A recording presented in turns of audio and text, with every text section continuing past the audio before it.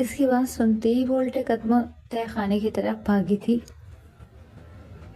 Phone light کی روشنی میں وہ بہت مشکل دیکھنے کی کوشش کر رہی تھی۔ پاؤں تیزی سے اس طرف بڑھ رہے تھے جہاں نبراس کبھی قید ہوا کرتا تھا۔ وہاں کسی کے رونے کی آواز گونج رہی تھی۔ شہزاد کے دل کو جیسے کسی نے چیر کے رکھ دیا تھا۔ کیا یہ نبراس تھا؟ وہ تیزی سے اس طرف بھاگی، قدموں نے جیسے برقی بھر دی تھی۔ وہ جیسے ہی پھولے سانس سمیت بھاگی وہاں آئی تو دیکھا نبراس دیوار سے چپکا کھڑا رو رہا تھا۔ نبراس مجھے لائی اور بھاگ کر اس کے طرف آئے، جس نے اس کے ہاتھ لگانے پر اس کا ہاتھ جھٹک دیا تھا اور یوں ہی دیوار سے لپٹا رونے لگا۔ مما، بابا۔ وہ ایک بار پھر دیوار پر ہاتھ پھیرتا ہوا کربناک لہجے میں اپنے ماں باپ کا نام لیتا دیوار سے لپٹ گیا تھا، جیسے اسے اس دیوار سے اپنے ماں باپ کی خوشبو آ رہی ہو۔ شہرزاد نے رنج اور حیرت سے اس دیوار کو دیکھا تھا جہاں شاید کچھ لکھا ہوا تھا۔ اس نے ٹارچ لائٹ کی روشنی قریب کرتے ہوئے اس دیوار پر ماری جہاں ہلکا اور کھردرا سا کچھ لکھا ہوا تھا۔ وہ سمجھ نہ پائی کہ وہ کیا چیز تھی۔ گرد نے اس جگہ کو بھر دیا تھا۔ اس نے ہاتھ لگا کر اسے جھاڑا تو نیچے سے کچھ لکھا ہوا برآمد ہونے لگا، یوں جیسے کسی نے نوکیلی چیز سے اس دیوار پر کچھ رگڑ کر لکھا ہو۔ قاتل ہیں یہ حویلی والے۔ اس سطر پر نظر پڑتے ہی شہرزاد کو جیسے شدید دھچکا لگا تھا۔ آخر یہ کس کے بارے میں لکھا گیا تھا اور کس نے لکھا تھا؟ اس نے اوپر سے بھی مٹی جھاڑی تھی، تیز تیز ہاتھ چل رہے تھے۔ آخر کیا لکھا تھا یہ جاننے کا تجسس شدت سے ہونے لگا۔ میرے ماما بابا کے قاتل یہ حویلی کے لوگ ہیں، مار دیا ان کو اسی عشق کے مقبرے میں۔ مجھے بچاتے بچاتے وہ اپنی جان کی بازی ہار گئے۔ اسی حویلی کے دروازے پر ان کی لاشوں کو لٹکایا گیا تھا لوگوں کی عبرت کے لیے۔ ایک ہی بات ایک سطر واضح ہوتی جا رہی تھی، جسے پڑھ کر شہزاد کا خون منجمد ہو چکا تھا، جبکہ سانسیں سینے میں کہیں اٹک گئی تھی۔ آنکھوں سے آنسو ٹپ ٹپ برسنے لگے، ہاتھ لرز رہے تھے۔ یہ کیسی گھنونی حقیقت کا انکشاف آج اس پر ہوا تھا؟ یہ کیسا راز تھا جو اس کا شوہر اس دماغی حالت میں بھی اپنے اندر دفنائے بیٹھا تھا؟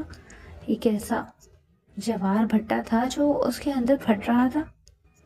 یہ سب شہزاد جھٹکے سے اس دیوار سے دور ہوئی، جسے کسی اچھو چیز کو چھو لیا ہو، اور حیرت سے نبراس کو دیکھا جو ابھی تک دیوار سے لگا اپنا کرب نکال رہا تھا۔ کیا یہ اس نے لکھا تھا؟ مگر کب؟ شاید تب جب اس کی ذہنی حالت ٹھیک تھی۔ وہ ہاتھ گردن پر رکھی سانس کھینچنے کی کوشش کرتی رہ گئی۔ سانسیں کھینچ لینے والی بات یہ نہ تھی، بلکہ آخری سطر تھی جس میں یہ لکھا تھا کہ میں بدلہ لوں گا۔ اس نے کپ کپاتے ہوئے نبراس کو دیکھا تھا جو ابھی تک آنکھیں بند کیے اس دیوار سے لپٹا تھا۔ اسے کسی نہ کسی طرح اس کے اندر کا غبار باہر نکالنا ہی تھا، ورنہ وہ پاگل ہو جاتا اور شاید تا قیامت پاگل ہی رہتا۔ نبراس، ادھر دیکھیں۔ کئی تک و دو کرنے کے بعد وہ اس کے گلے لگنے میں کامیاب ہو ہی گئی۔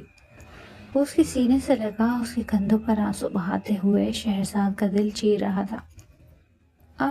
آپ یہاں کیا کر رہے ہیں؟ شہزاد نے اپنے لبوں پر زبان پھیرتے اپنے ہونٹوں کو تر کرتے سوکھے گلے سے اسے سوال کیا تھا جس میں کانٹے اگائے تھے۔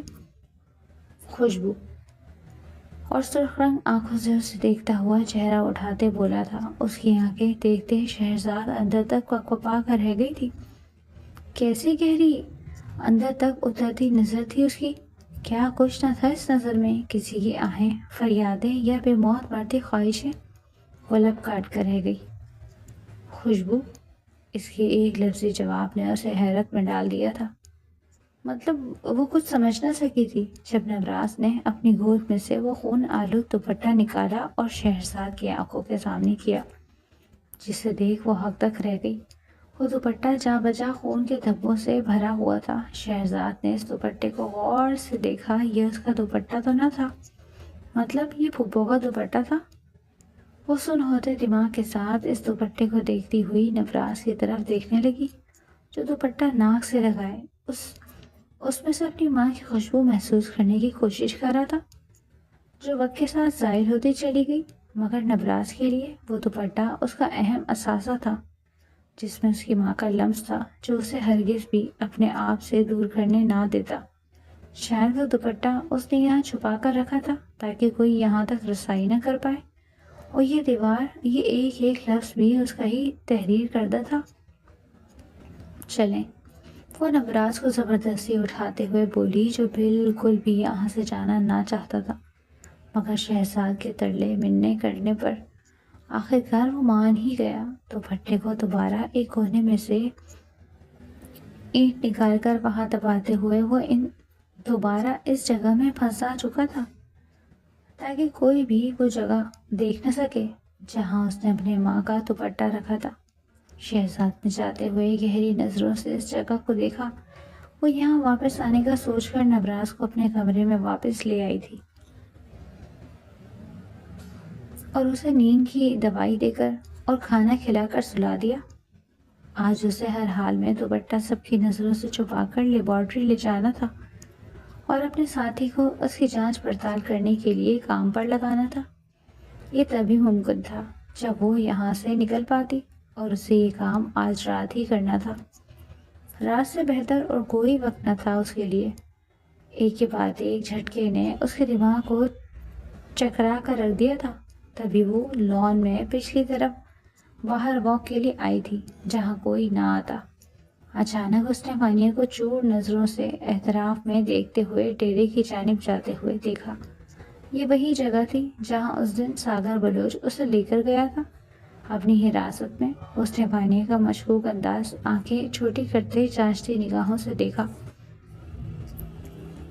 وہ کچھ تو غلط کرنے والی تھی، مگر کیا وہ یہ سمجھ نہ سکی؟ جیسے ہی اس نے پلٹ کے دیکھا، شہزاد فوراً سے درخت کی اوٹ میں ہو گئی، اور اس کے اندر جاتے ہی وہ دھیرے قدموں سے چھپتے چھپاتے اس ڈیرے میں بنے کوارٹر کی طرف پہنچی، جہاں اندھیرا تھا، دروازہ بھی بند تھا۔ اندر کیا کر رہی تھی وہ؟ شہزاد سوچ کر رہ گئی۔ اس نے چاروں طرف سے اس کوارٹر کا جائزہ لیا۔ جب اسے پچھلی طرف خستہ حال بنی کھڑکی نظر آ ہی گئی جہاں ہلکی سی جھرری سے اندر دیکھا جا سکتا تھا، مگر جیسے ہی نظر اس کے اندر مناظر پر پڑی، اس کی آنکھیں شرم سے جھکنے کو ہو گئی تھی۔ یہ کیسا واہیات منظر تھا اندر کا، جسے دیکھتے شہزاد کے لب سل گئے۔ تو آنکھیں اس گناہ کو دیکھنے سے انکاری ہوئی تھی۔ ایسا کیسے کر سکتی تھی اس کی سوتیلی بہن؟ شہزاد نے خود کو گرنے سے بچانے کے لیے بمشکل دیوار کا سہارا لیا تھا۔ دور کیوں ہو ساگر، قریب آؤ نا، میں تڑپ رہی ہوں تمہارے لیے۔ اس کے گلے میں اپنے باہیں ڈالتے ہوئے زبردستی اسے اپنے اوپر جھکاتے ہوئے بولی تھی کہ شہزاد کے قدم لرزنے لگے جیسے کسی نے کھڑے رہنے کی قوت چھین لی ہو۔ کیسے گر سکتی تھی اس کی سوتیلی بہن، اتنا کہ اپنی عزت کی پرواہ کیے بغیر پکے پھل کی طرح کسی کی بھی جھولی میں گرنے کے لیے تیار تھی۔ شہزاد کی آنکھوں میں جیسے کسی نے مرچیں بھر دی تھی۔ اپنی بہن تو اس کی تھی ہی ایسی، مگر اسے امید تھی کہ ساگر بلوچ جو پہلے دن سے اس سے نفرت کا خواہاں تھا کبھی اس کی طرف قدم نہیں بڑھائے گا۔ مگر حیرت کی انتہا تو اس کی تب ختم ہوئی جب ساگر بلوچ نے اسے پیچھے چارپائی پر دھکا دیتے خود اپنا وجود اس کے اوپر حائل کیا اور بری طرح اس پر جھک گیا اور اس کو نوچنے کھسوٹنے لگا۔ شہزاد سے یہ سب برداشت نہ ہو سکا۔ وہ یہاں سے جانا چاہتی تھی مگر ایسے نہیں جا سکتی تھی۔ اس نے اپنا فون نکالا اور نہ چاہتے ہوئے بھی یہ تھوڑا سا منظر قید کر لیا۔ وہ جانتی تھی کہ ان کا یہ ملاپ کسی سازش کے ہی زیر اثر تھا، اور وہ سازش کیا تھی اس سے شہزاد ابھی انجان تھی اور دعا کر رہی تھی کہ اس ثبوت کو استعمال کرنے کی کبھی ضرورت نہ پڑے، مگر وہ نہیں جانتی تھی یہ ثبوت نہ چاہتے ہوئے بھی آج رات ہی اس کے کام آنے والا تھا۔ تم جانتی ہو نا میں کیوں کر تمہارے قریب آ رہا ہوں، تمہاری رعنائیوں میں گم ہو رہا ہوں، صرف اس لیے کہ تم میرا مقصد سر انجام دینے والی ہو۔ اسی لیے میں نے تمہاری جھولی میں یہ قربت کے بل ڈالے۔ اسے یاد دلاتا ہوا بولا تو وہ اندر دل ربائی سے اس کے اوپر آتی اسے دھکیل کر اس کے لبوں پر جھکتی بولی، مجھے اچھی طرح یاد ہے کہ مجھے اس نبراز سے کیسے بدلہ لینا ہے، کیسے اسے تمہارے راستے سے ہٹانا ہے، اور میں یہ کر گزروں گی صرف تمہاری قربت کے لیے۔ میں کچھ بھی کرنے کو تیار ہوں۔ وہ تو جیسے اپنا دین ایمان بھول بیٹھی۔ شہرزاد نفرت اور حقارت سے اسے دیکھتے ہوئے ویڈیو بنا کر گئی۔ جو وہ چاہتی تھی وہ قید کر چکی تھی، اس سے زیادہ کی اسے ضرورت نہ تھی، اور ویسے بھی اس منظر کو اور دیکھ کر خود کو گنہگار نہیں کرنا چاہتی تھی۔ اسے شدت سے اپنے سوتیلی ماں اور اپنے سگے باپ پر افسوس ہوا جو اپنے بیٹیوں کی اچھی تربیت نہ کر سکے۔ وہ تو شکر تھا کہ وہ وقت رہتے ان کے سائے سے بچ کر چلی گئی، ورنہ یقیناً اس پر بھی اپنے باپ کی مکروہ فطرت کا رنگ ضرور چڑھتا، اور وہ اس دن دہاڑے میں ایک دوسرے سے شیطانی عمل میں مصروف ہو چکے تھے جو شہرزاد برداشت نہ کر پاتی، اور وہاں سے الٹے قدموں نکلتے چلی گئی۔ وعدہ یاد رکھنا، آج کی رات تمہیں اپنا عمل یقینی بنانا ہے، اور پھر کل صبح ہی میں تم سے نکاح کر لوں گا۔ اس کی تھوڑی کو اٹھاتا، اس کے لبوں کو اپنی دسترس میں لیتا ہوا اس کی سانسیں اپنے اندر منتقل کر چکا تھا، جس پر وہ بھی گھونٹ گھونٹ کرتی اس کی سانسیں اپنے رس بھرے لبوں سے کھینچنے لگی اپنے اندر، اور سرشاری سے مسکراتے ہوئے بولی، میرے دل، یہ ایک رات کیا چیز ہے، پوری جان وار دوں گی تم پر، مگر تمہارے اس عمل کو یقینی بناؤں گی کہ وہ کبھی تمہارے راستے میں دوبارہ نہ آ پائے۔ اور پھر ویسے بھی کل ہمارا نکاح ہونے والا ہے۔ وہ شرماتے ہوئے بولی، اور یقیناً یہ شرم اس پر ایک آنکھ نہیں بھاری تھی۔ ساگر میں عیاری سے سوچ کر رہ گیا۔ ایک شہرزاد تھی جس کا شوہر اس سے جنسی تعلق بنا بھی نہیں پایا تھا، اور اس کے چہرے پر کیسے نبراس کے غربت کے رنگ چھلکے بغیر اسے اپنی دسترس میں لیے، اور ایک یہ تھی بے شرم لڑکی جو خود اس کی آنکھیں بھیج گئی رونے کے لیے خود کو۔ وہ سوچ کر رہ گیا، منہ میں کڑواہٹ گھل گئی تھی یہ سوچتے ہی، اور شہزاد کا خیال دل میں آتے ہی اس کی آنکھیں سرخ ہوئیں۔ جذبات اور احساسات کے ڈھانٹے مارتے سمندر سے اس کے سامنے پڑی دوشیزہ تو کوئی اور تھی، مگر اس کے خیالوں میں شہرزاد کا ہی عکس تھا، جو سامنے لیٹی لڑکی کو شہرزاد ہی سمجھ رہا تھا، جسے سوچ کر اس کے عمل میں تیزی آتی جا رہی تھی، اور وہ پوری طرح اس پر قابض ہوتا چلا گیا۔ دوسری طرف وانیہ خوش تھی کہ وہ ساگر بلوچ کی سنگت میں مہک رہی ہے، مگر وہ یہ نہیں جانتی تھی کہ اس کے دل میں کوئی اور، دماغ میں کوئی اور تھا۔ اس کی حیثیت صرف اس کی جنسی ضرورت پوری کرنے کی تھی، مگر اس کا بھی اندازہ اسے بہت جلد ہونے والا تھا۔ آج اسے آتے آتے دیر ہو گئی تھی۔ فارس کے ساتھ وقت بتانے کا پتہ ہی نہیں چلا تھا کہ کب شام کے سائے گہرے ہوتے رات کی گھڑیاں پار کر گئے۔ وہ جان نہ سکی تھی، ابھی وہ تیزی سے گھر میں داخل ہوئی تھی جب اسے کبیر کی ماں کی کرخت آواز نے روکا۔ کہاں سے آ رہی ہو تم اس وقت ادا؟ ان کے لہجے پر وہ ٹھٹکی، اندر ہی اندر دل ڈرنے لگا تھا۔ وہ آنٹی بھی کسی یونیورسٹی کے کام سے گئی تھی، اس کی زبان لڑکھڑا رہی تھی یہ جھوٹ بولتے ہوئے جب ان کی تمسخرانہ آواز پر اس کا رنگ سفید پڑا۔ ایسا کون سا کام ہے جو دن دہاڑے کے بجائے رات کے اندھیرے میں ہوتا ہے؟ بتانا پسند کرو گی تم مجھے؟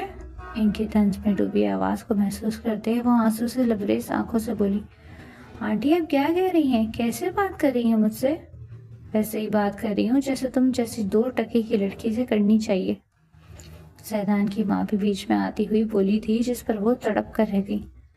آنٹی خبردار، آواز نیچی رکھو بدچلن لڑکی، تمہیں آواز اونچی کرنے کا کوئی حق نہیں۔ کرتوت اتنے کالے ہیں اور انداز معصومانہ، واہ کیا کہنے تمہاری معصومیت کے، وہ حقارت زدہ لہجے میں بولی تھی۔ زیدان نے انہیں جھوٹی کہانی کرتے سب سچ بتا دیا تھا کہ کیسے اس نے پہلی اس سے محبت کی ڈھونگ رچائے اور بعد میں کبیر سے شادی کر لی۔ وہ تو تب سے جلی بیٹھی تھی، کیسے ان کے بیٹے کو دھوکہ دیتے ہوئے وہ دوسرے بھائی سے شادی کر لی تھی اور خوشیاں منا رہی تھی۔ آنٹی آخر میں نے کیا کیا ہے جو آپ مجھ پر یوں اتنے گھٹیا الزام لگا رہی ہیں؟ وہ تڑپ ہی تو گئی تھی اس بہتان پر جب زیدان تالی بجاتا ہوا نیچے آیا۔ اسے سمجھنے میں ذرا دیر نہ لگی کہ وہ سب کیا دھرا اسی لڑکے کا تھا۔ وہ نفرت بھری آنکھوں سے اسے دیکھنے لگی تھی۔ یہ تم ہی نے کیا ہے نا؟ میں تمہاری جان لے لوں گی، کیوں پھنسانا چاہ رہے ہو مجھے؟ کیا غلطی ہے میری؟ صرف اتنی کہ میں نے تمہارے دھوکے میں نہ آتے ہوئے تمہیں دھتکار دیا۔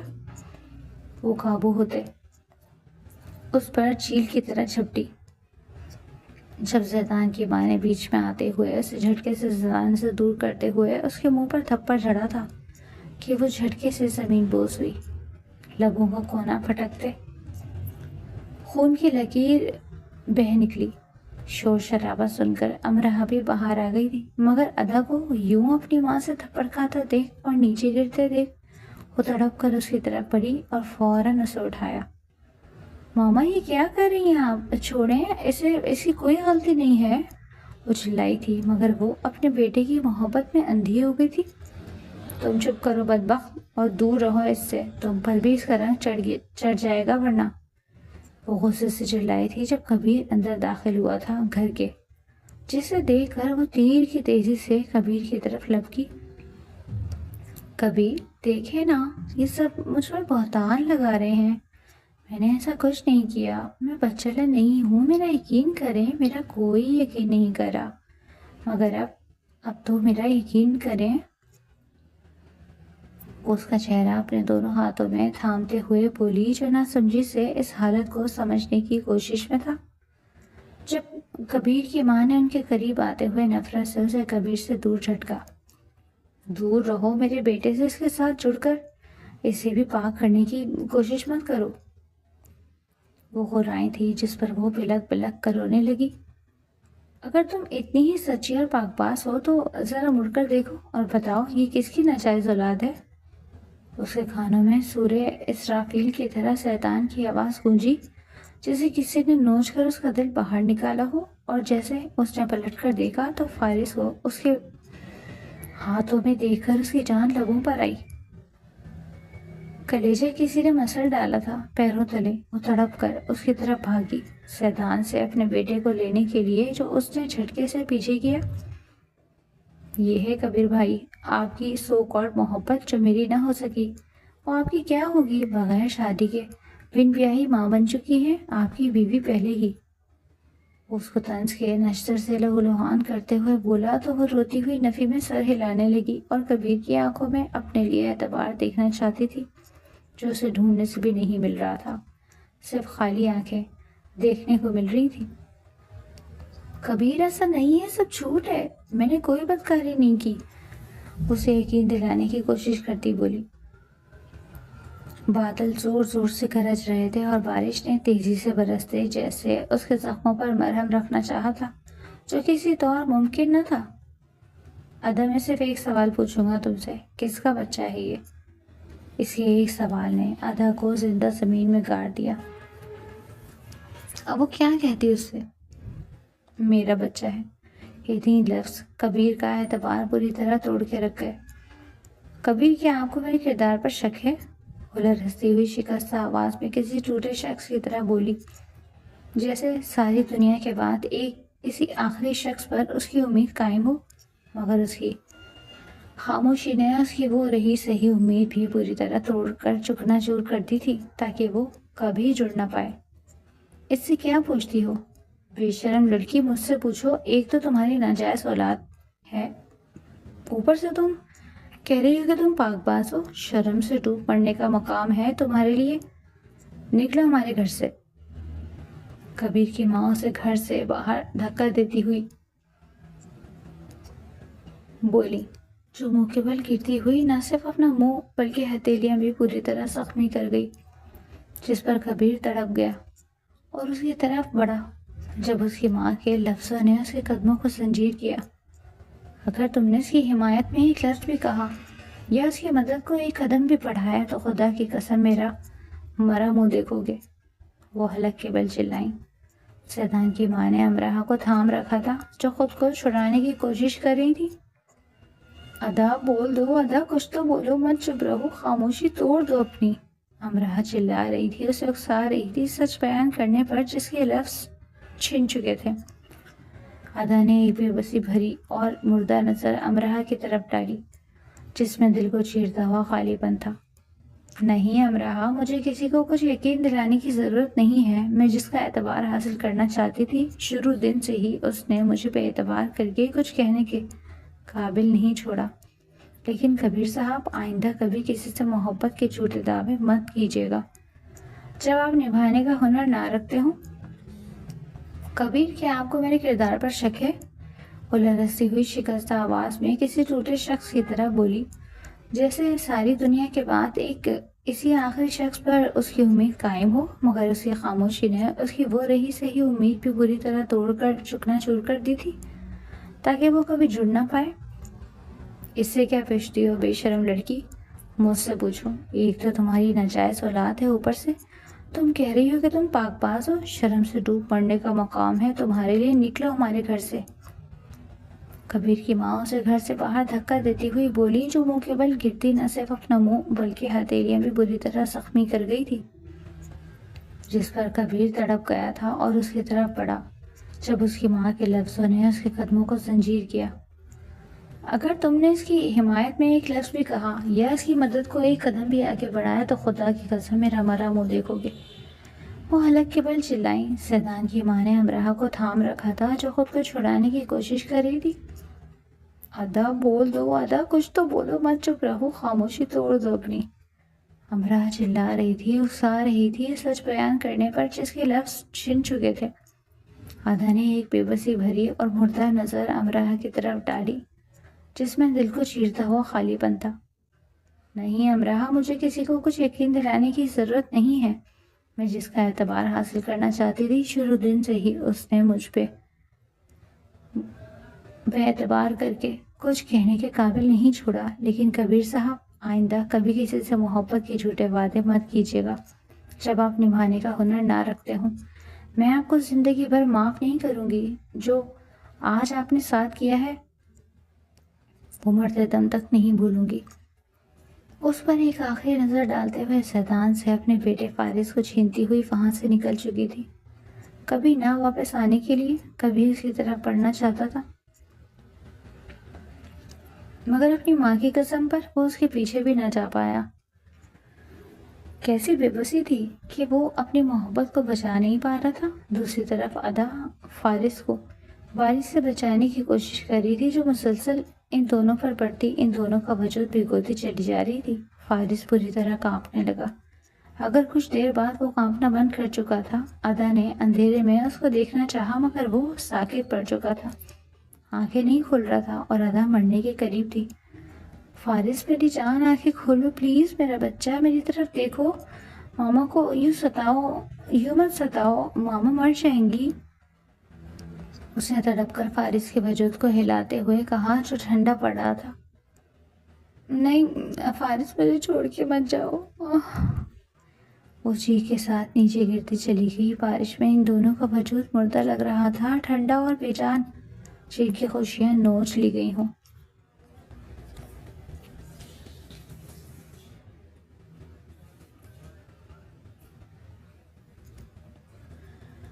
ریڈرز، کل آپ لوگوں نے میری ایپیسوڈ پر بالکل بھی اچھا رسپانس نہیں دیا، نہ ہی ٹارگٹ پورا کیا ہے، اور نہ ہی آپ لوگ ہمارے دوسرے ناول پر اپنا اچھا رسپانس دے رہے ہیں۔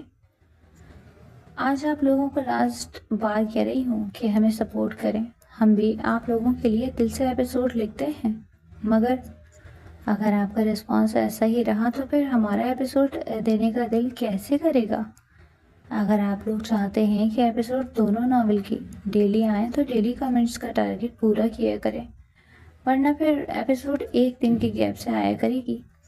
ہماری بھی مشکلات ہوتی ہیں، ہم بھی انہیں چھوڑ کر آپ لوگوں کے لیے اسپیشل ایپیسوڈ لکھتے ہیں کہ آپ کا رسپانس ہمیں ملے۔ جب آپ لوگوں کا رسپانس ہمیں نہیں ملے گا تو ہم پھر کیسے آپ کو ڈیلی ایپیسوڈ دے پائیں گے؟ جب آپ کو کوئی اپریشیٹ کرتا ہے تو آپ کا لکھنے کا بھی دل کرتا ہے، جب آپ کو کوئی اپریشیٹ ہی نہیں کرتا تو پھر آپ کا دل ویسے پرجوش نہیں رہتا۔ صرف چند ایک ریڈرز ہیں جو ڈیلی کامنٹس کرتے ہیں، ہمارے لیے دعائیں کرتے ہیں، ان کا دل سے شکریہ۔ آئی ہوپ سو آپ لوگ میرا اتنا لمبا میسج سمجھ گئے ہوں گے اور آج میری ریکویسٹ کا مان رکھیں گے۔ صرف ایک بار میری جان، ماما کو آنکھیں کھول کر دیکھ لو، ماما تڑپ رہی ہیں، بس ایک بار ماما کو بلاؤ۔ وہ دیوانہ وار فارس کا منہ چومتے ہوئے اسے اٹھانے کی کوشش کر رہی تھی، جو آگے سے کوئی جواب نہیں دے رہا تھا۔ ادا کی دھڑکنیں سست پڑتی جا رہی تھی۔ اس کا جی چاہ رہا تھا کہ وہ اس بے درد اور ظالم دنیا کو چھوڑ کر خود بھی مر جائے، جہاں کسی کو اس کی تڑپ کا احساس ہی نہیں تھا۔ وہاں رہ کر کیا کرنا تھا اس نے؟ یا اللہ، کیا قصور ہے میرا؟ کیوں مجھے آزمائش میں ڈال رہا ہے؟ پہلے مجھ سے میری محبت چھین لی، میں چپ رہی، پھر مجھ سے میرے ماں باپ کو لے لیا، میں نے زہر کا گھونٹ پی لیا، مگر اب مجھ سے یہ سب برداشت نہیں ہو رہا، میں مر جاؤں گی۔ اے خدا، میرے بچے کو مجھ سے نہ چھین، کچھ تو رحم کر میرے مولا، میرے بچے کو زندگی دے دے، اگر اسے کچھ ہو گیا تو میں جیتے جی مر جاؤں گی۔ جینے کی خواہش تو ویسے بھی مر چکی ہے میرے اندر۔ وہ چیخ چیخ کر بلکتی ہوئی اس انسان سڑک پر تڑپتی بارش میں کوئی پاگل عورت لگ رہی تھی جس کا بچہ اسے چھن جانے کو تھا، اور وہ اپنی آنکھوں کے سامنے اپنے بچے کو مرتا دیکھ رہی تھی۔ کتنی بے بس ماں تھی وہ! اس سے پہلے کہ وہ بھی بے ہوش ہوتی، گاڑی کی ہیڈ لائٹس اس کے چہرے پر پڑی، جس نے اس کی آنکھیں چندیا دی۔ ادا کی زمین پہ گرتے وجود کو دیکھتے ہوئے گاڑی سے کوئی بھاگ کر نکل کر اس کے قریب آیا، اسے جھنجھوڑ کر دیکھا تھا، ساتھ ہی ساتھ بچے کی سانسیں بھی چیک کی تھی، جس پر مقابل کی سانسیں تھمی۔ میرا بچہ! ادا کی نیم بے ہوش وجود سے بس یہی صدائیں اٹھ رہی تھی۔ مقابل نے تڑپ کر اسے دیکھا۔ میرے بچے کو بچا لو! ادا نے ہوش کھوتے ہوئے صرف یہ بات کہی تھی، پھر وہ اس ظالم دنیا سے آنکھیں موند گئی۔ مقابل نے اس کو بمشکل اٹھاتے ہوئے گاڑی میں ڈالا، ساتھ ہی ساتھ بچے کو بھی اپنے وجود سے لپٹا رکھا۔ لب یہی دعا گو تھے کہ جان بچ جائے دونوں کی، مگر وقت بہت ظالم شے ہے، گزر جائے تو واپس نہیں آتا۔ اچھا ہوا یہ لڑکی خود چلی گئی یہاں سے، ورنہ میں ہی دھکے مار مار کر نکالتی۔ اب میں تمہاری شادی اپنی پسند کی لڑکی سے کرواؤں گی، کسی ایری غیری لڑکی سے نہیں، جس کے نہ کردار کا پتہ ہو نہ ہی ایمان کا۔ کبیر کی والدہ نفرت سے بولی، جبکہ زیدان کی ماں نے بھی ان کی ہاں میں ہاں ملائی تھی۔ دھکے مارنے کی نوبت آئی ہی کہاں؟ ماما، آپ نے تو اسے ایسے ذلت اور رسوائی سے آشنا کروایا ہے کہ وہ 100 بار کسی پر اعتبار کرنے سے پہلے سوچے گی۔ اسے ایسا شرمندہ کیا ہے کہ وہ کبھی جیتے جی دوبارہ اس گھر کا رخ بھی نہیں کرے گی۔ مگر آپ بھی یہ بات جاننے کی ادا میری پہلی اور آخری محبت ہے، جسے میں جیتے جی تو چھوڑ نہیں سکتا۔ ہاں، میرے مرنے کے بعد ضرور آپ کوئی اور بہو لا سکتی ہیں اپنے لیے۔ اس سرخ آنکھوں سے شدت درد کو ضبط کرتا بولا، جس پر وہ غصے سے اسے دپٹتی ہوئی بولی، یہ کیا بکواس کر رہے ہو کبیر؟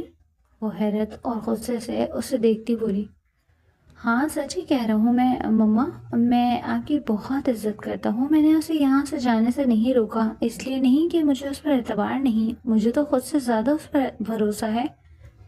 میں خاموش رہا صرف اس لیے کہ آپ کی قسم نہ ٹوٹ جائے، آپ یہ نہ کہیں کہ ماں کو جھٹلا دے۔ بیوی کا ساتھ دیا صرف اس لیے اب تک خاموش کھڑا رہا اور اپنی بیوی کو یہاں سے جانے تک کے لیے نہیں روکا، صرف آپ کی ایک قسم کی وجہ سے، ورنہ آپ جانتی نہیں کہ میں اپنی جان سے زیادہ اسے عزیز رکھتا ہوں۔ خود تو اپنی جان دے سکتا ہوں مگر اس پر آنچ نہیں آنے دے سکتا۔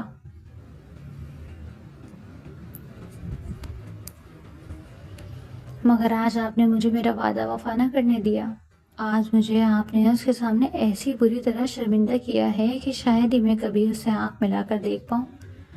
پورے ملک کے وطن کی حفاظت کرنے والا آج اپنی بیوی کی حفاظت نہ کر پایا، صرف آپ کی وجہ سے۔ ماں، بہت مہنگا سودا کیا ہے آپ نے اپنی ممتا کا، اپنے بیٹے کی زندگی لٹا کر۔ کبیر، ہوش میں تو ہو تم؟ بھابھی سے کیسے بات کر رہے ہو؟ تم جانتے بھی ہو کہ اس نے زیدان کو دھوکہ دیا، اور اب تو اس کی ایک ناجائز اولاد بھی تھی، تو کیا تم اپنی محبت میں اتنے اندھے ہو گئے کہ اس ناجائز اولاد کو بھی اپنانے کے لیے تیار ہو؟ زیدان کی ماں تو جیسے تپی بیٹھی تھی، تبھی حقارت سے اسے دیکھتی ہوئی بولی، جس پر وہ تمسخر سے مسکرایا، چچی دوسروں میں خامیاں ڈھونڈنے سے پہلے اپنی اولاد کا گریبان جھانک کر دیکھیں جو خود سراپائے گناہ ہے. جس کا خود کا بیٹا زنا جیسے گناہ سے لتھڑا ہوا، اسے دوسروں پر بہتان لگانے کا کوئی حق نہیں. وہ اپنی چاچی کی آنکھوں میں سرخ رنگ آنکھیں گاڑتا ہوا اٹل لہجے میں بولا. ایک ایک لفظ سے نفرت ٹپک رہی تھی زیدان کے لیے. چٹاخ. ایک دم ان کا ہاتھ اٹھا تھا جو کبیر کے چہرے پر نشان چھوڑ گیا، جس پر زیدان کو اپنی سانسیں بند ہوتی ہوئی محسوس ہوئی تھی. تو کیا اب وہ اس کی ماں کے سامنے اس کا پردہ فاش کر دے گا؟ ایسا نہیں ہو سکتا. وہ پسینے سے نم ہوتا سوچنے لگا. چاچی یہ ہاتھ آپ کو مجھ پر نہیں اپنی اولاد پر پہلے ہی دن اٹھا لینا چاہیے تھا جب وہ غلط راہ پر نکلا تھا، مگر آپ نے اس پر توجہ نہیں دی. اگر آج آپ اس پر توجہ دیتی تو آج وہ یہاں نہ ہوتا. آپ کا ہونہار بیٹا نہ صرف میری بیوی کو برے طریقے سے رونا چاہتا تھا بلکہ اسے اپنے بدلے کے لیے عیاشی کا سامان بنانا چاہتا تھا. اگر میں وقت رہتے نہ پہنچتا تو یہ میری بیوی کو برباد کر چکا ہوتا. اس بات پر مجھ سے بہتر کون واقف ہے؟ نہ صرف میں اپنی بلکہ آپ کی بیٹی بھی اس کی چشمدید گواہ ہے. اگر میرا یقین نہیں آپ کو تو اپنی بیٹی سے پوچھ سکتی ہیں. اس کی نفرت انگیز باتوں پر انہوں نے حیرت اور بے یقینی سے امراہ کا چہرہ دیکھا تھا جو پھپک پھپک کر روتی ہوئی اس بات میں سر ہلا رہی تھی. آج اس نے بھی اپنے بھائی کا پردہ نہ رکھا. اگر آج وہ خاموش رہ جاتی تو دوسری اس کا مذاق اڑاتی. بول دو امراہ، یہ جھوٹ ہے. یہ شخص تمہارے بھائی پر الزام لگا رہے. وہ تڑپ کر کہتی ہوئی امراہ کے قریب آئیں جو مسلسل روتی جا رہی تھی. ماما انہوں نے جو کہا وہ سب سچ تھا. ادا بالکل پاک ہے، شفاف موتی کی طرح، اور آج آپ لوگوں نے اس پر بہتان لگا کر اسے بد کردار اور بد چلن کہہ کر جو گناہ کیا ہے نا، اس کے لیے تو خدا بھی شاید آپ لوگوں کو معاف نہیں کرے گا جب تک ادا نہیں کر دیتی. اس کی پاک دامنی کی گواہی تو میں دینے کے لیے تیار ہوں. پھر کیا ہوا جو اس نے کہہ دیا کہ وہ بچہ اس کا ہے؟ تو کیا کبیر بھائی کی محبت اتنی چھوٹی تھی کہ وہ اس کو بچے سمیت اپنا بھی نہ پاتے؟ کیا یہی تھا ان کی محبت کا معیار؟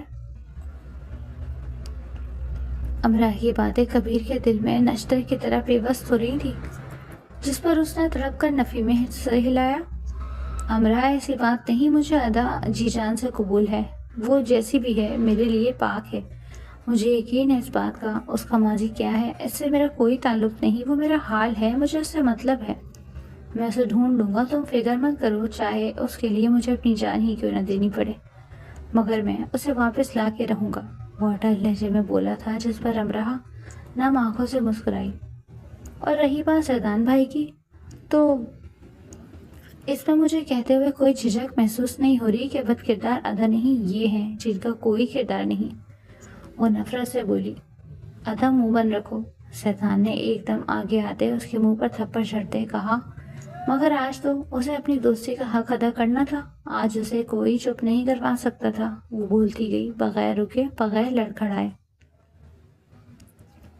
جنہوں نے اپنے بدلے کے لیے میری بہن جیسی دوست کو صرف اس کے بھائی سے بدلہ لینے کے لیے استعمال کیا، اور وہ تو اس کو برے حال میں پہنچا دینا چاہتے تھے، اس کی عزت چھین لینا چاہتے تھے. اگر کبیر بھائی وقت پر پہنچ کر ادا کو نہ بچاتے اور ان سے شادی نہ کرتے تو آج وہ شاید کسی کو منہ دکھانے کے قابل بھی نہ رہتی، اور یہ بات صرف یہی ختم نہ ہوتی. انہوں نے اپنی کوششیں یہی تمام نہیں کی بلکہ انہوں نے یہ گھناؤنی کوشش دوبارہ کی، اور وہ بھی اس سوگوار موقع پر جہاں کوئی سوچ بھی نہیں سکتا یہ حرکت کرنے کی. انہوں نے تب وہ حرکت کی جب ادا کے ماں باپ مر گئے. ان کو دفنانے کے بعد یہ شیطان دوبارہ آیا اس کے ساتھ کمرے میں زبردستی کرنے. اگر وقت پر میں نہ پہنچتی تو آج شاید ادا کی عزت ویسے محفوظ نہ رہتی جیسے اب ہے. اگر مجھے پہنچنے میں ذرا سی بھی دیر ہو جاتی تو وہ آج کسی کو منہ دکھانے کے قابل نہیں ہوتی، مگر خدا نے اس کو پاک باز رکھنا تھا، اور رکھا بھی. پھر وہ بد کردار ہوتی تو کیوں خدا مجھے وقت پر اس کی مدد کے لیے بھیجتا. وہ جیسے ہی نفرت سے چیخاڑتی ہوئی خاموش ہوئی تھی، کبھی چیل کی طرح اس پر جھپٹ پڑا اور اس کو تب تک مارتا رہا جب تک وہ لہو لہان نہ ہو گیا. چھوڑو مجھے، وہ در سے بلبلایا. کبیر کے تو علم میں بھی نہ تھا کہ اس کی غیر موجودگی میں اس کی بیوی کی عزت پر نقب لگائے بیٹھے تھے؟ جی کیا پتا تھا بےغیرت انسان کہ میری بیوی میرے ہی گھر میں محفوظ نہیں؟ تو نے اس کے اوپر گندی نگاہ ڈالی تو ڈالی کیسے؟ میں نے تجھے لاکھ وارننگ دی مگر تو نے میری کہی ہر بات کو نظر انداز کیا۔ آج میں تجھے زندہ نہیں چھوڑوں گا۔ کبیر اس کو پے در پہ مکے اور لاتوں سے مارتے ہوئے جنونیت سے بول رہا تھا جس پر کوئی الگ ہی رنگ سوار تھا۔ سیدان کی والدہ بمشکل ہی ان کے درمیان آئی تھی اور کبیر کو اپنے واسطے دیتے ہوئے بمشکل روکا، جو پھولے سانس سمیت خونخوار نظروں سے سیدان کو دیکھتے ہوئے گہری سانسیں بھر رہا تھا، مگر اگلے ہی پل وہ اس پر دوبارہ جھپٹ پڑا تھا۔ سالے تیری جرت کیسے ہوئی میری بیوی کے کمرے میں جانے کی؟ کتنا بدبخت ہوں میں۔ میری بیوی چلائی ہوگی، اس نے مجھے مدد کے لیے پکارا ہوگا اور میں کتنا بدنصیب شخص ہوں کہ اس کی مدد کو وہاں پہنچ بھی نہ پایا ہوں۔ وہ اسے دھکے سے دیوار میں مارتا ہوا خود نیچے زمین پر ڈھہتے ہوئے اپنے بال نوچتے ہوئے دھاڑے مار کر روتا ہوا بولا۔ اسے خود سے نفرت محسوس ہو رہی تھی کہ کیسے اس نے ادا کو بے یار و مددگار اپنے گھر میں چھوڑ دیا۔ وہ تو اس یقین پر اس گھر میں چھوڑ کے گیا تھا کہ وہ کم از کم یہاں تو محفوظ رہے گی، مگر وہ کیا جانتا تھا کہ اس کی جان کی حفاظت تو اس کے گھر میں بھی نہیں ہو رہی تھی۔ اگر اسے یہ بات ذرا بھی معلوم ہوتی تو وہ اسے پہلے ہی اپنے ساتھ لے جاتا۔ جیتے جی مرنا کسے کہتے ہیں، آج کبیر سلطان کو صحیح معنوں میں معلوم ہوا تھا اور وہ پل پل مر رہا تھا، تڑپ رہا تھا اس کے پیچھے جانے کے لیے، اور ایسا ہی ہوا۔ وہ بھاگا تھا اپنی بیوی کو ڈھونڈنے۔ نہیں کبیر، تم نہیں جاؤ گے، اس کی ماں پیچھے سے کبیر کا گریبان کھینچتے ہوئے بولی، جس پر اس نے انہیں ایسی نظروں سے دیکھا تھا کہ ان کے ہاتھ سے اس کی شرٹ کا کالر چھوٹ گیا۔ ماں، اگر آج آپ نے مجھے جانے سے روکا اور اسے کچھ بھی ہو گیا تو آپ جیتے جی کبیر سلطان کا چہرہ زندگی بھر نہیں دیکھ پائیں گی۔ اگر آپ چاہتی ہیں کہ میری سانسیں چلتی رہیں تو مجھے جانے دیں، مجھے اسے ڈھونڈنے دیں۔ اگر اس سے کچھ بھی ہو گیا تو میں آپ کو زندہ نہیں ملوں گا۔ یہ کہتے ہوئے وہ بغیر ان کی اگلی بات سنے بھاگتا چلا گیا۔ مگر اب جانے کا کیا فائدہ، اب تو دیر ہو چکی تھی۔ شہرزاد کو اس نے آج دوپہر کو ہی گھر سے باہر جاتے ہوئے دیکھا تو مطلب اس کا اتنی جلدی آنا تھا ممکن نہ تھا، کیونکہ وہ شہر گئی تھی۔ تبھی فانیہ اپنی گھٹیا منصوبے کو تشکیل دینے کے لیے نبراز کے کمرے میں گئی۔ رات کے پہر وہ اپنی زلفیں کھولے اور سرخ نائٹی پہنے زیب تن کیے کوئی مکروہ طوائفی تو لگ رہی تھی، جو برے ارادے لیے نبراز کے سوئے ہوئے وجود کی طرف بڑھ رہی تھی، جو نیند میں غافل تھا۔ یہ جانے بغیر کہ کچھ دیر بعد اس پر کیا قیامت ٹوٹنے والی ہے۔ جیسے ہی نبراز کو اپنی گردن پر کچھ نرم سا احساس ہوا تو وہ تیزی سے اٹھا اور اسے پیچھے دھکا دیا۔ کون ہو تم؟ وہ آنکھوں میں خوف لیے اس کی طرف دیکھتے ہوئے بولا، ایک حسین بلا جو تم پر قابض ہونے آئی ہے۔ وہ انگلی سے اس کے چہرے پر نیچے تک لکیر کھینچتے ہوئے بولی، چھوڑو مجھے گندی عورت، چھوڑو۔ وہ اسے دھکا دیتے ہوئے بولا اور تیزی سے کپکپاتا گرتا بڑھتا بیڈ سے اتر کر کھڑا ہو گیا، جس پر فانیہ نے نفرت بھری نگاہ سے اس کے حسین اور خوبورو چہرے کو دیکھا، جو ہر ایک لڑکی کی خواہش ہو سکتا تھا، مگر دماغی مریض تھا۔ وہ تمسخر سے سوچ کر رہ گئی، اگر وہ ٹھیک ہوتا تو ضرور اسے اپنی پیاس مٹانے کا ذریعہ بناتی، مگر اس کمبخت کو کہاں کچھ معلوم تھا کہ جوانی کہتے کسے ہیں۔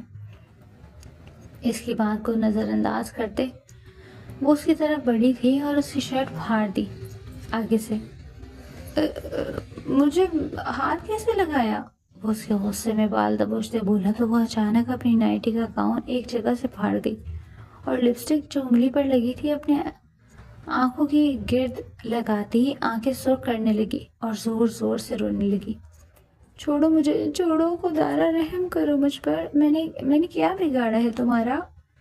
وہی ایک دم اپنا منہ اور گردن نوچتے بولی تو وہ گھبرا کر اس سے دور ہونے لگا، جس کی کوشش کو اس نے ناکام کیا اور اپنے اوپر گرا لیا تھا۔ تبھی سب حویلی والے ان کے کمرے میں داخل ہوئے اور انہیں اس حال میں دیکھ کر حویلی والوں کے قدموں تلے سے زمین سرک گئی۔ ساگر بلوچ غصے سے نبراز پر جھپٹا اور اسے بری طرح مارنے لگا۔ وقار اور منیب کا بھی یہی حال تھا، جو اسے مارتے ہوئے نیچے لا رہے تھے اور لا کر سیڑھیوں پر سے دھکا دیتے ہوئے نیچے زمین پر پٹکا، جو اتنے میں ہی لہو لہان ہو چکا تھا۔ تابش تابش وہ تابش کو اپنی مدد کے لیے پکار رہا تھا، مگر تابش بھی اس کی صداؤں پر کان بند کیے نفرت سے اسے دیکھ رہا تھا، جس نے اس کی بہن کی عزت پر ہاتھ ڈالا تھا۔ تابش اسے جتنا پسند کرتا ہو مگر اپنی بہن کی عزت پر وہ کوئی کمپرومائز نہیں کر سکتا تھا۔ سالہ ویسے پاگل بن کر ناٹک کرتا ہے اور اندر آگ بھری پڑی ہے، ساگر اس کا منہ دبوچتے مکہ جھڑتے بولا، جو سسک کر رونے لگا۔ اس نے میرے ساتھ زبردستی کی، مجھے کچن سے گھسیٹ کر اپنے کمرے میں لے گیا، پاگل نہیں ہے یہ۔ وانیہ اونچی اونچی روتے ہوئے بولی، جس پر وہ لڑکے اور زوروں سے اسے مارنے لگے۔ مجھے ہاتھ کیسے لگایا؟ وہ اس کے غصے سے بال دبوچتے بولا تو وہ اچانک اپنی نائٹی کا گاؤن ایک جگہ سے پھاڑ گئی اور لپسٹک جو انگلی پر لگی تھی اپنے آنکھوں گرد لگاتی آنکھیں سرخ کرنے لگی اور زوروں سے رونے لگی۔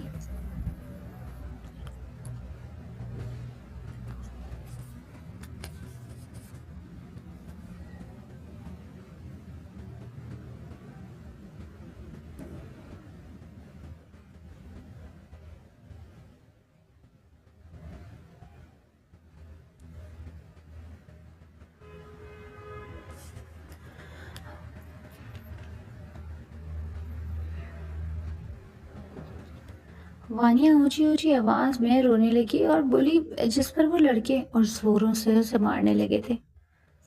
بیوی، اس نے تڑپ کر درد میں بھی اپنی بیوی شہزاد کو پکارا تھا، جو اس کے سکھ دکھ کی ساتھی تھی، مگر آج پہلی بار وہ یہاں موجود نہ تھی اور دھیرے دھیرے اس کی سانسیں تھم رہی تھی۔ ایک آنسو بے مول ہوتے آنکھوں سے بہہ نکلا تھا، بے بسی کا۔ اس پر رحم کرنے کی کوئی ضرورت نہیں، اس نے سفید حویلی کی عزت پر نقب لگائی ہے، اسے سزا ملنی ہی چاہیے۔ ساگر بلوچ سرخ آنکھوں سے اسے ٹھوکروں کی نظر کرتا ہوا بولا۔ رک جاؤ ساگر بلوچ، سزا تو اسے مل کر رہے گی، مگر گاؤں کے سامنے عبرت کا نشان بنا کر۔ دستار بلوچ لہو رنگ آنکھوں سے بولے۔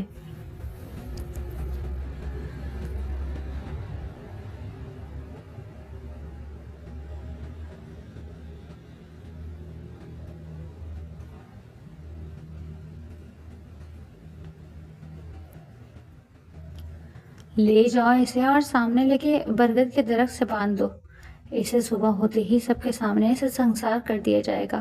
اس پر تب تک پتھر برسائے جائیں گے جب تک درد سہتے سہتے اس کا دم نہ نکل جائے۔ وہ سنگ دلی کی ہر حد پار کرتے ہوئے بولے تھے۔ پکڑو اسے، وقار غصے سے اسے نفرت سے دیکھ بولا اور منیب اور ساگر کے ساتھ جاتے نیم اندھیرے میں اس زخمی وجود کو درخت سے باندھ دیا تھا۔ بیوی، بیوی، اس کے زخمی چہرے سے صرف ایک ہی فریاد نکل رہی تھی۔ دھیرے دھیرے صبح ہو رہی تھی، لوگ نماز کے لیے وہاں سے گزر رہے تھے اور جاتے جاتے کچھ حیرت سے اس کے وجود کو دیکھتے تھے۔ صبح ہونے کے ساتھ ساتھ لوگوں کا جمع وہاں جمع ہو چکا تھا۔ کیا ہوا ہے؟ یہ تو وہی ہے جس کی شادی ہوئی تھی وکیل صاحبہ سے۔ کیا کر دیا اس نے جو اسے سنسار کیا جا رہا ہے؟ ایسی بہت سی حیرت زدہ اور سرد سی آوازیں تھیں جو وہاں پھر مناہٹ کی مانند گونج رہی تھی۔ آج یہاں یہ پنچایت اس پاگل اور مکروہ شخص کو سنسار کرنے کے لیے رکھی گئی ہے، جس نے رات کے اندھیرے میں اپنی ہی حویلی کی لڑکی کی عزت پر نقب لگائی۔ دستار بلوچ کی آواز نے وہاں مجمع کی آوازوں میں سکوت طاری کر دیے تھے۔ وہ سب حیرت سے دنگ کھڑے، ایک نظر نبراس جو پاگل مشہور تھا اسے دیکھتے، پھر ایک نظر دستار بلوچ کا منہ تکتے اور چادر میں لپٹی وانیہ کو دیکھا، جو رعونت کے تمام ریکارڈ توڑ کر ایسی سسکیاں بھر رہی تھی جیسے عزت واقعی میں لٹ گئی ہو۔ سنسار کرو اس پاگل کو، سنسار کرو! ایک دم گاؤں والوں میں شور اٹھا تھا۔ انہوں نے آنکھوں دیکھے حالات کو ہی سچ مانا تھا۔ بڑا ہی عجیب مقدمہ تھا جس میں انہوں نے فرض بھی خود کیا، سزا بھی خود ہی مقرر کی اور سنسار کرنے کا حکم بھی دے ڈالا۔ نہ ہی اس شخص کی کوئی گواہی موجود ہے اور نہ ہی اس کا کوئی بے گناہی کا ثبوت، اس لیے تمام شواہد کو مد نظر رکھتے ہوئے اسے سنسار کیا جائے۔ لوگ تو جیسے بیٹھے ہی اس حکم کے لیے تھے، फटाफट मोटे मोटे पत्थर चुनते उठा कर उस बेकसूर दर्द से चूर होते वजूद बुरी तरह कस कस कर बरसाने लगी। ओह! दर्दनाक चीखें बुलंद होने लगी थी फिजा में। आज एक बार फिर जुल्म हद से बढ़कर हो रहा था और बर्बरियत की मिसाल कायम हो रही थी। एक पत्थर उड़ता हुआ आया और नबराज के गाल पर लगता उसका गाल बुरी तरह छील गया था, जबकि ऐसे कई पत्थर उसके वजूद पर लगते उसे अनगिनत जख्म देते चले गए, जबकि उसकी आहों और फरियादों में बस एक पुकार थी, बीवी। वो जोर से जी जान लगाते चिल्लाया था कि कहीं से उसकी बीवी आकर फरिश्ते की माने उसे बचा लेगी, मगर उसकी दुआ जैसे रद्द कर दी गई थी।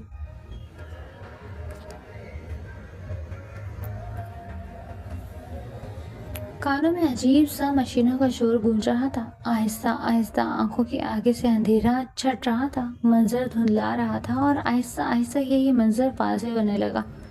जहाँ आंखें खुलते ही तेज रोशनी में उसकी आंखें चुंधी आ गई। ऊपर ही उसके कई बल्ब रोशन थे। एतराफ में नजरें गईं तो मशीनों की तरफ देखते हुए उसने नासमझी से सोचा था कि आखिर वह इस वक्त कहाँ थी। अपने हाथों पर निगाह गई जहाँ मुख्तलिफ सुइयां दोनों हाथों में इंजेक्ट की गई थी। यकीनन वो किसी किस्म की ड्रिप्स थी जो उसे ताकत देने के लिए लगाई गई थी, मगर वो इस वक्त थी कहाँ? ये सवाल उसके जहन में जोर शोर से गूंज रहा था। आहिस्ता आहिस्ता उसकी सोचने की और समझने की सलाहियत जैसे ही उजागर हुई, वो जान गई थी कि वो इस वक्त हॉस्पिटल में थी। मगर क्यों थी? अब ये सवाल उसके जहन में गूंज रहा था, मगर जैसे ही उस काली रात का वो सियाह और मनहूस मंजर उसकी आंखों में वाज़ेह होता गया, उसे सब कुछ याद आता गया कि कैसे उसकी सास और सदान की माँ ने मिलकर उस पर किन्होंने इल्ज़ाम लगाए, उसके बेटे को नाजायज़ कहा और कबीर की आंखों के सामने उसके घर से दरबदर कर दिया, और वो कुछ न कर पाई।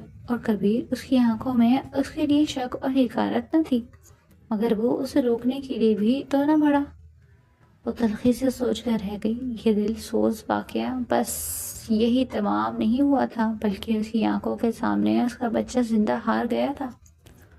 ये सोच आते ही वो झटके से उठ बैठी और अपने से तमाम निडल्स नोच कर उतारने लगी। फारिस, फारिस कहाँ हो तुम मेरी जान? फारिस, मम्मा बुला रही हैं, बच्चा कहाँ है? मामा को छोड़कर कहाँ चले गए? वो झटके से उठती हुई जोर जोर से चीखने लगी, हाथों से ड्रेस उतारते उसकी कलाइयों और कुछ से खून निकला। शोर सुनते ही नर्स अंदर भाग कर आई थी एकदम और उसे दोनों हाथों से थामने लगी, मगर वो माँ थी, बेबस माँ, जो फटते दिल और छलनी होते कलेजे से जोर जोर से चिल्ला रही थी, अपना चेहरा नोच रही थी, अपने बाल दबोच रही थी कि आखिर कहाँ था उसका बच्चा। क्या उसको उसका आखिरी चेहरा देखना भी नसीब नहीं हुआ था? वो खुद को नोच नोच कर पूरी तरह जख्मी कर चुकी थी। उसको बेहोशी के इंजेक्शन दिए गए थे, मगर फिर भी वो बिपरी शेरनी बनी दहाड़ रही थी जब किसी का अक्स सामने वाज़ेह होता गया। ये तो वही मसीहा था जिसको रात के पहर उसने बेहोश होने से पहले देखा था। तो क्या उसके पास जवाब था कि इसका बच्चा इस वक्त कहाँ है? क्या उसने उसके बच्चे को? इससे आगे वो सोच भी न पाई।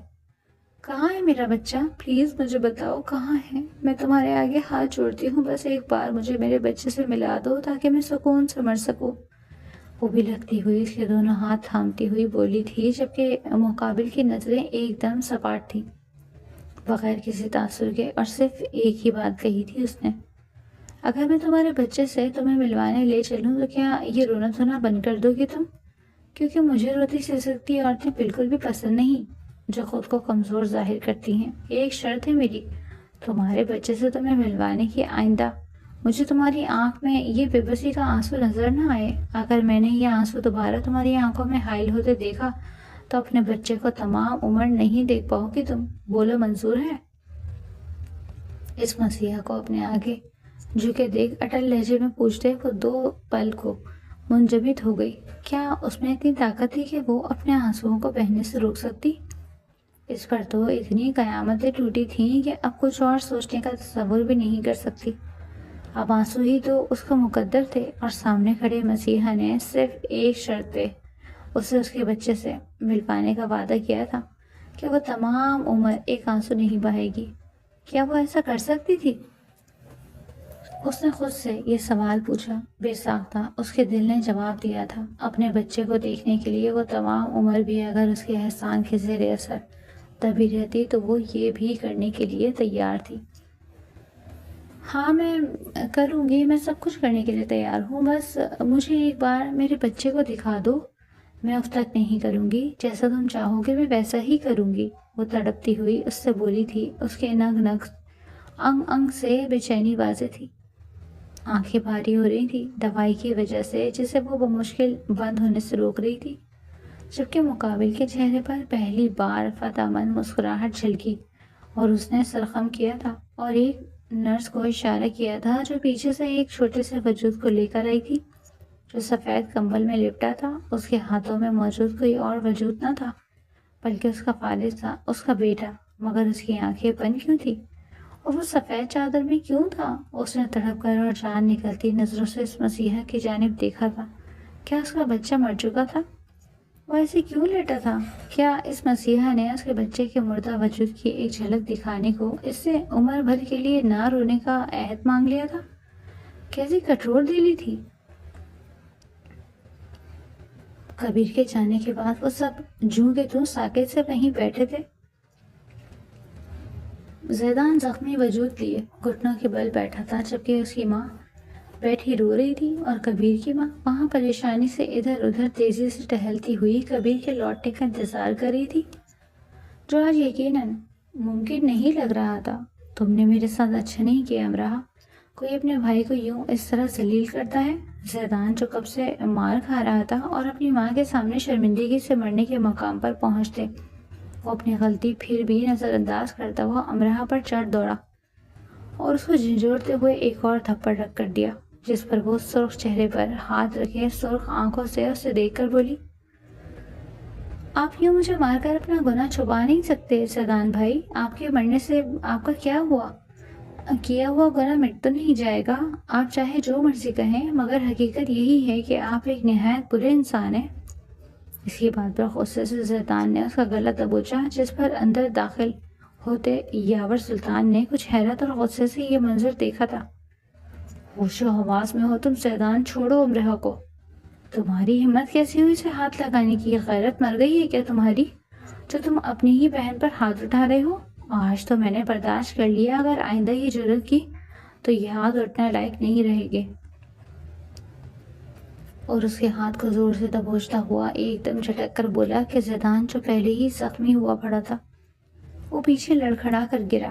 یاور سلطان نے امراہ کا چہرہ تھوڑی سے اٹھاتے ہوئے جانچتی نظروں سے دیکھا جہاں اس کا ایک گال سرخ پڑ رہا تھا، اور اس کا سرخ گال دیکھ کر وہ لب سختی سے بھینچ کر رہ گیا اور اپنا ہاتھ اٹھنے سے روکا۔ زیدان پر اس کی گہری نظروں کی تپش پر وہ آنکھیں چرا کر رہ گئی تھی۔ وہ معاملے کو سمجھنے کی کوشش کر رہا تھا کہ ابھی یہاں گھر میں کیا ہوا ہے، لیکن زیدان کی بدتمیزی سے بولنے پر وہ کاٹ کھانے والی نظروں سے اسے دیکھنے لگا۔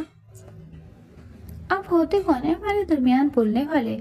وہ میری بہن ہے، جو اس کی جو مرضی کہوں آپ اس میں بولنے کا کوئی حق نہیں رکھتے۔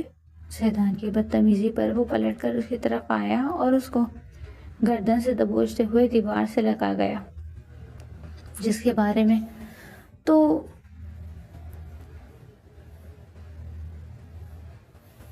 سختی سے بات کر رہا ہے نا محترم، وہ بیوی ہے میری، اور اپنی بیوی کے بارے میں ایک بھی لفظ غلط نکالنے والے کو میں زندہ زمین میں کاٹ دیتا ہوں۔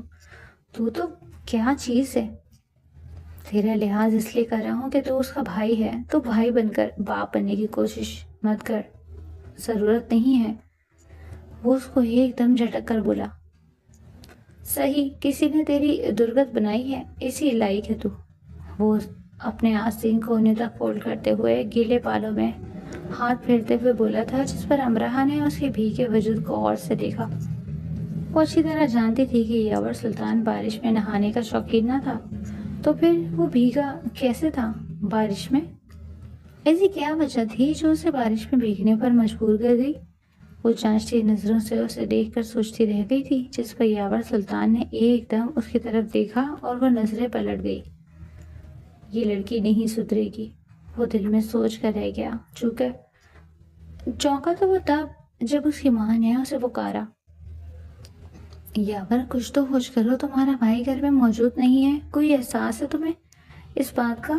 میرے بیٹے کو ڈھونڈ کر لاؤ، پتہ نہیں وہ اس لڑکی کے پیچھے کہاں خوار ہو پھر رہا ہوگا۔ مجھے نہیں بنانا اس کو بہو۔ کیوں میری بات نہیں مانتا؟ یہ شخص کہ وہ عورت ہمارے گھر کی بہو بننے کے قابل نہیں ہے۔ غصے سے یاور سلطان کو بیچ میں لاتی ہوئی اٹل لہجے میں بولی تھی تو وہ ناسمجھی سے انہیں دیکھنے لگا۔ آپ کس کے بارے میں بات کر رہی ہیں ماں؟ جہاں تک مجھے یاد پڑتا ہے تو بھائی کی شادی تو پہلے ہی ہو گئی ہے ادا بھابھی سے۔ اب آپ کا بیٹا کس کے پیچھے نکل پڑا؟ اس صوفے پر بیٹھتا ہوا سیدھا ہو کر بولا تھا، جس پر وہ غصے سے بولی، میں تمہاری اس چہیتی بھابھی ادا کی ہی بات کر رہی ہوں۔ میرا بیٹا اسی کے پیچھے نکلا ہے اس سوارا کو ڈھونڈنے کے لیے۔ وہ تو جیسے انگارے چبائے بیٹھی تھی۔ یاور سلطان کے چہرے پر ناپسندیدگی کے تاثرات ابھر رہے تھے اپنی ماں کی بات سن کر، جو وہ ایک نظر میں اندازہ لگا چکی تھی۔ آخر میری بھابھی نے سبھی کیا کر دیا جو آپ انہیں آوارہ گرد کہہ رہی ہیں؟ جہاں تک مجھے یاد پڑتا ہے ممی کہ آپ انہیں دل سے کبیر بھائی کی پسند مان کر قبول کر چکی تھی، پھر یوں ان پر الزام تراشی کرنے کا مقصد؟ وہ جیسے جرا پر اترا۔ وکیل تھا، دلائل کیسے نہ دیتا؟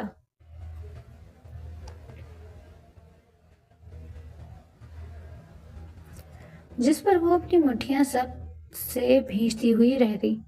مانا کہ میں اس کو اپنی بہو تسلیم کر چکی تھی، مگر تب میں یہ نہیں جانتی تھی کہ وہ کس کردار کی مالک ہے۔ مجھے کیا معلوم تھا وہ ایک بار پہلے بھی کسی اور کو دل دے چکی تھی، اور نہ صرف یہ بلکہ اس کا ایک بچہ بھی ہے جس کے پیچھے وہ مر رہی تھی۔ کیا پتا کسی باپ کی اولاد ہے، اس کی رگوں میں کس کا خون دوڑا ہے، اس بات سے ہم تو واقف نہیں ہیں نا۔ ہمیں خاندانی بہو چاہیے تھی، نہ کہ وہ جس کے ہر کسی سے تعلقات ہوں۔ وہ نفرت انگیز لہجے میں بولتی ہوئی یاور سلطان اور امراؤ کو بری طرح حیران کر گئی۔ وہ ایسی تو نہ تھی، مگر پھر ایسی کیا وجہ بنی کہ وہ اتنا زہر اگل رہی تھی؟ ماما، آج مجھے آپ کی سوچ پر انتہائی افسوس ہو رہا ہے۔ آپ وہی ماں ہیں جنہوں نے ہمیں عورت کی عزت کرنا سکھایا، مگر آج آپ کے ایک ایک لفظ میں بھی ادا کی عزت کہیں پائی نہیں جاتی۔ کیا اس وقت جب اس پر وہ سب بیت رہی تھی، کیا اس کے سامنے موجود تھی آپ؟ کیا آپ نے اس کو کسی کے ساتھ بدکاری کرتے ہوئے دیکھا؟ نہیں نا، تو پھر آپ اس پر اتنا بڑا بہتان کیسے لگا سکتی ہیں؟ کیا ثبوت ہے آپ کے پاس؟ میں بھی تو دیکھوں آپ کے ڈکشنری میں دوسروں کی کھڑے کھڑے تسلیل کر دینے کا کیا کرائیٹیریا ہے؟ وہ ان سے دو ہاتھ کرنے کے لیے سامنے کھڑا ہوتا ہوا ان کی آنکھوں میں آنکھیں ڈالتا ہوا اپنی ضدی لہجے میں پوچھنے لگا۔ وہ یاور سلطان تھا جو ہر درم تھا، سر پھرا شخص اپنے سوالوں کے جواب مانگنے سے اچھی طرح آتے تھے۔ وہ کبیر کی طرح عزت کی خاطر خاموش رہنے والا بندہ نہیں تھا۔ غلط اور صحیح کو صحیح ڈنکے کی چوٹ پر کہتا تھا، چاہے اس کے آگے اس کا کوئی اپنا اور بڑا ہی کیوں نہ ہوتا۔ اپنی ماں کی بولتی بند دیکھ اس نے تعصب سے سر جھٹکا۔ اب آپ کیوں خاموش ہیں ممی؟ یقیناً آپ نے ادر کے سامنے تو خاموش رہنا مناسب نہیں سمجھا ہوگا، اسے اچھی طرح بےعزت کیا ہوگا، اس کو ایک ناکردہ گناہ کی سزا ضرور سنائی ہوگی، اور برکردار ہونے کا سرٹیفکیٹ تو لازمی دے ہی دیا ہوگا۔ آپ نے یہ تو شرط لگا کر کہہ سکتا ہوں۔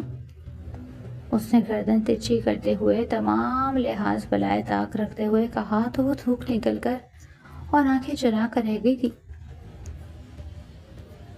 یہی تو کیا تھا انہوں نے، بغیر کسی ثبوت کے زدان کی بات پر یقین کر کے ادا کو تہمتوں سے مالا مال کر دیا، اور اب آپ چاہ رہی ہیں کہ آپ کا ہونہار بیٹا صحیح سلامت ایک فرمانبردار بیٹے کی طرح مل جائے، جو میری نظر میں تو ناممکن ہے۔ اس کی بیوی کو، اس کی محبت کو آپ نے رات کی تنہائی میں گھر سے باہر نکالا ہے، یہ جانتے پوچھتے کہ باہر کی دنیا کیسی وحشیوں سے بھری ہوئی ہے۔ اس پر کوئی آفت تو نہیں آ گئی ہوگی، یا اس وقت وہ ایک رات میں برستی بارش میں ایک ننھے بچے کو لے کر کہاں جائے گی؟ اس کو تو چھوڑیں، وہ تو پھر ایک عورت ہے، مگر آپ نے تو اس ننھے بچے کا بھی خیال نہیں کیا کہ وہ یہ ٹھنڈی بارش کیسے برداشت کر پائے گا، وہ بیمار پڑ سکتا ہے، خدا نہ خواستہ اسے کچھ ہو سکتا ہے، مگر آپ کو اس سے کیا؟ مما، آپ کے لیے تو آپ کے اپنے خون کے رشتے عزیز ہیں، دنیا جائے بھاڑ میں۔ آج کی دنیا میں بھی آپ لوگ ایک شخص کو اس کی ماضی کے بنا پر جج کرتے ہیں، یہ جانے بغیر کہ وہ بندہ حال میں کتنا بدل چکا ہے، مگر آپ جیسے لوگ اس کے ماضی کو یاد دلاتے ہوئے بھی اسے زندہ نہیں رہنے دیتے، بلکہ اسے جیتے جی مار دیتے ہیں۔ وہ اس سے کہتا ہوا تالی بجاتے آج ان کو حقیقت کا آئینہ دکھاتے ہوئے بولا تھا، جس پر وہ سکتے کی کیفیت میں صوفے پر ڈھہ گئی۔ ماما، آج مجھے افسوس سے کہنا پڑا ہے کہ آپ ہماری اچھی تربیت نہیں کر پائیں۔ آپ نے ہمیں سب کچھ دیا، بس آپ کے پاس ہمیں دینے کے لیے وقت ہی نہیں تھا۔ آپ ہمیں سمجھا ہی نہیں پائیں کہ سچی محبت کہتے کسے ہیں۔ اگر آج آپ نے ہمیں وقت دیا ہوتا، لوگوں کی پرکھ سکھائی ہوتی، تو آج ہمارے حالات ایسے نہ ہوتے، ہم یوں بری طرح نہ ہارتے اپنی زندگی میں۔ امرا نے اپنی ماں کے قدموں میں بیٹھتے ہوئے شکستہ لہجے میں کہا تھا، جس سے دیکھ یاور سلطان تڑپ گیا اور نفی میں سر ہلاتے ہوئے اسے جھٹکے سے اٹھایا۔ امرا، یہ کبھی مت بولنا کہ تم امرا یاور سلطان ہو، جس کی جگہ قدموں میں نہیں بلکہ میرے شانہ بشانہ ہے۔ جو کسی کے آگے جھکتی اچھی نہیں لگتی، تم میرا غرور ہو، جو ہمیشہ سجا ہوا ہی اچھا لگتا ہے۔ وہ اس کی دھوڑی کو فخر سے اٹھاتے ہوئے بولا، جس پر وہ نم آنکھوں سے مسکرائی تھی، مگر سسکتی ہوئی بولی۔ پر ادا وہ سسکتی ہوئی بولی، فکر مت کرو، اللہ پر بھروسہ رکھو۔ ابھی وہ یہی کہہ ہی رہا تھا کہ کبیر شکستہ حال سے لوٹا۔ بھائی، ادا کہاں ہے؟ ادا، آپ اکیلے کیوں آ گئے؟ امرا تڑپ کر بے چینی سے اس کی طرف بڑھتی ہوئی، اس کے پیچھے دیکھتی ہوئی بے چین نظروں سے بولی تھی، جس پر وہ نم آنکھوں سے نفی میں سر ہلا گیا، جس پر امرا کے ہاتھ بے یقینی کے عالم میں اس کے ہاتھ سے چھوٹ کر نیچے گرے تھے۔ میرا بچہ، وہ بند ہوتی آنکھوں سے سسکی، فکر مت کرو، زندہ ہے۔ اس کے یہ الفاظ ادا کے جسم میں ایک نئی زندگی پھونک گئے اور وہ ہوش و خرد سے بیگانہ ہو چکی تھی، جبکہ مقابل نے اس کے بے ہوش وجود کو دیکھتے تعصب سے سر ہلایا، جو نہ آزمائش حد سے زیادہ برداشت کر سکتی تھی اور نہ ہی خوشی۔ نبراس پر لگاتار پتھر برسائے جا رہے تھے، جب کوئی اچانک تیزی سے بھیڑ کو چیرتے ہوئے آگے بڑھتا ہوا نکلا اور جا کر نبراس کے لہو لہان ہوتے وجود سے چپک کر اس کو اپنے حصار میں لیتے ہوئے جیسے ان سخت پتھروں سے بچانے کی کوشش کی۔ وہ شخص کوئی اور نہیں بلکہ شہرزاد تھی، جس کا کلیجہ نبراس کو اس حال میں دیکھ منہ کو آ گیا۔ وہ تو اس کو صحیح سلامت تابش کے بھروسے چھوڑ کے گئی تھی، مگر پھر ایسا کیا ہو گیا تھا ایک ہی رات میں کہ وہ سب اس کی جان لینے پر تلے بیٹھے تھے؟ اچانک اس کے بیچ میں آ جانے سے پتھر اب اس کا وجود چھلنی کرنے لگے، جب ایک دم اس نے اس بھرے مجمع کی طرف رخ کیا۔ ایک پتھر آ کر اڑتا ہوا اس کے ماتھے پر لگتا اس کا ماتھا زخمی کر گیا اور خون ٹپ ٹپ اس کے ماتھے سے ٹپکنے لگا۔ بیوی، نبراس نے بھی زور سے چیخا اور اس کے زخم پر، مگر وہ ساکت کھڑی خونخوار نگاہوں سے گاؤں والوں کو تک رہی تھی۔ جبڑے زور سے بھینچ رکھے تھے، جبکہ گردن کی رگیں ابھرتی اس کے سب کا پتہ دے رہی تھی۔ اس کے زخمی ہونے پر ساگر بلوچ زور سے چیختے ہوئے اس کے قریب آیا تھا۔ تو پیارے پیارے ریڈرز، کیسے لگی آپ کو آج کی ایپیسوڈ؟ ہمیں کامنٹ سیکشن میں ضرور اپنی رائے سے آگاہ کریں اور یہ بھی بتائیے کہ آگے آپ ایپیسوڈ میں کیا کیا دیکھنا پسند کریں گے، پڑھنا پسند کریں گے، سننا پسند کریں گے، ہمیں ضرور بتائیے گا۔ اور ہماری ویڈیو کو، ایپیسوڈ کو لائک، شیئر اور کامنٹس لازمی کیجیے گا، اور ہمیں اپریشیٹ بھی کیجیے گا تاکہ آپ کو روز روز نئی ایپیسوڈ ملے۔ اور اگر آپ چاہتے ہیں کہ اس بار ایک بھی دن کا گیپ نہ آئے تو پلیز ہمارے 1500 سبسکرائبرز کمپلیٹ کر دیں اور ویڈیو کو وائرل کر دیں۔ Thank you so much.